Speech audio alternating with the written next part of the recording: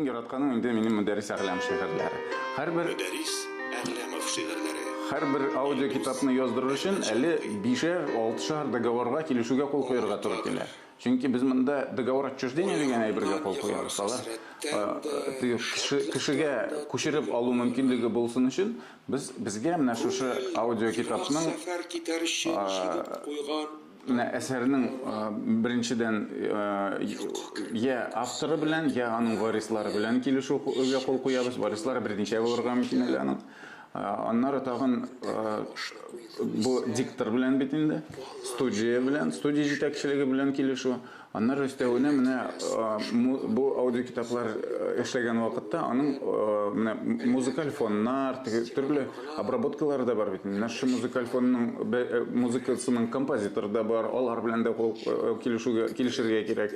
Шулай ук шушы музыканы уйнаучы, баяндамы, скрипкадамы уйнаучы, аның да бу әйбергә хокукы бар. Алар да безгә бу хокукын бирергә тиеш булалар. Шуңа шул рәвешчә генә без шушы күчерү мөмкинлеген булдыра алдык. Башкарып чыкканча, бер сәгатьлек эш, әгәр дә бер сәгатьлек әйбер яздыру монда чыккан икән, демәк аның артында дигәндә инде 5-6 сәгатьлек хезмәт тора.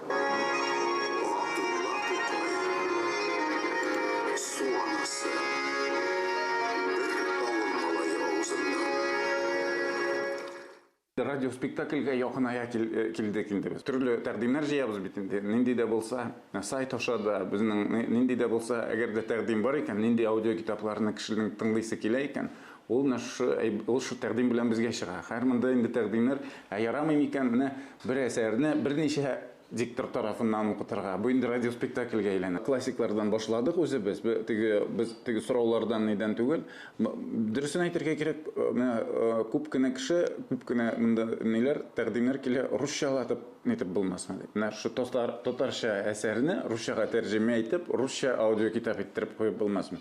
Аннары соң шундый сорау бар бит инде. Безнең өчен дә бу. Менә электрон китаплар, аудио китаплар заманы килеп җиткәч, басма китапка йогынты ясамас микән? Тиражларын киметүгә үз йогынтысы булмас микән дип дигән борчулы фикерләр дә бар. Мин аны шулай дип әйтергә, монда басма китапның укучысы ул бар һәм булачак һәм даими рәвештә.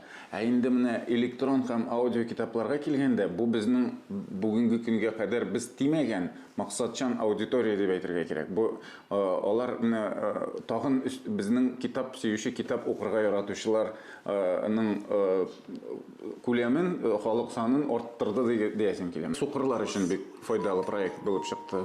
Төрле яклардан, хәтта Казакъстаннан рәхмәт сүзләре ишетергә туры килде. Анда Сукырлар җәмгыяте тарафыннан безгә бик файдалы проект эшләгәнсез икән. Хәзер алар да безнең татар әдәбиятына якынайды.